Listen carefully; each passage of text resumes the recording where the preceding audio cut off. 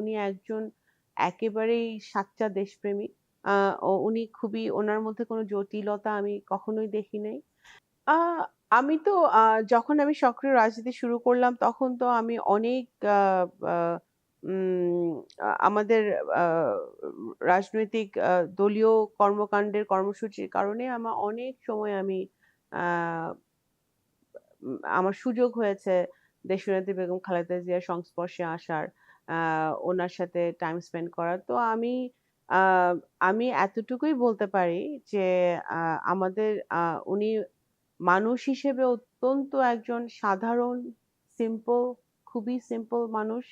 আ উনি খুবই উনার মধ্যে কোনো জটিলতা আমি কখনোই দেখি নাই। আ দেশের প্রতি উনার ভালোবাসা অপরিসীম। উনি একজন একেবারেই সাচ্চা দেশপ্রেমিক এবং উনি আ খুবই কি বলে ওটাকে মানে উম জটিল রাজনীতি উনি কখনোই আমি উনাকে করতে দেখি নাই। উনি মানুষকে বিশ্বাস উনি করেছেন, করতেন, উনার সেই প্রবণতা ছিল। উনি ও উনার আ দলের জন্য যারা কষ্ট করেছে বা যাতে করে দেখেছেন তাদের জন্য উনার সহানুভূতি ছিল এবং উনার যারা কষ্ট করেছে উনার দলের জন্য তাদেরকে কিভাবে আ মূল্যায়ন করা যায় সেই জায়গাটাও কিন্তু উনি সবসময় চিন্তা করতেন।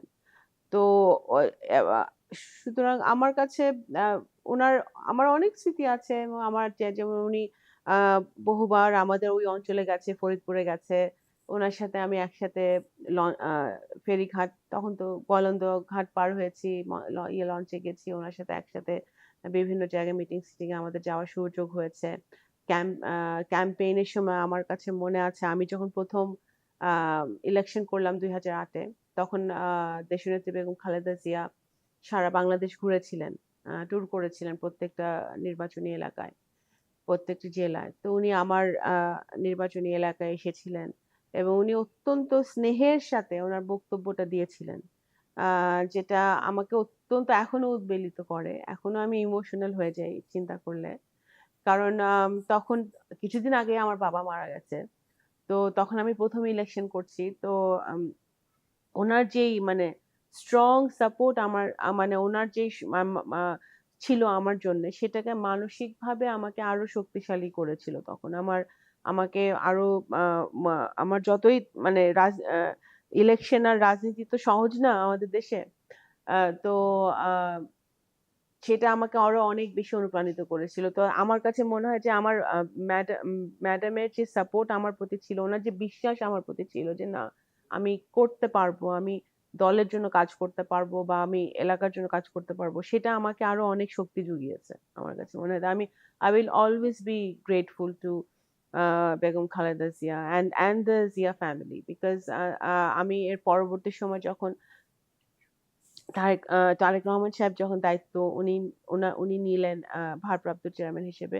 উনিও সবসময় কিন্তু আ আমাকে আ আ মানে আমার আ আ য যোগ্যতাকে উনি আ আ দেখেছে এবং আমাকে কাজ করার সুযোগ করে দিয়েছে। তো বিশেষ করে যখন আমি ১ম আসি রাজনীতিতে আ তখন তো ওই ১-১১ সময় তো আপনারা জানেন যে প্রেক্ষাপট তখন তো ওই তৎকালীন সময়ে ১-১১ সরকারের অত্যাচারের কারণে তারেক রহমান সাহেবকে চলে যেতে হয় অসুস্থ অবস্থায়।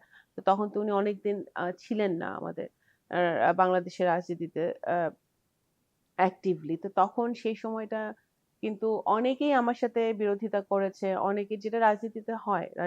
ইটস নরমাল পলিটিক্স এ আপনার বিরোধী দল থাকবে, বিরোধী মত থাকবে। Uh uh it's a fight. It's always a fight. Uh but ওই ফাইটে সবসময় ম্যাডাম আমাকে সহযোগিতা করে গেছে। So I will always remember that. And uh আমি সবসময় দোয়া করি যে আল্লাহ উনাকে ভালো রাখুক।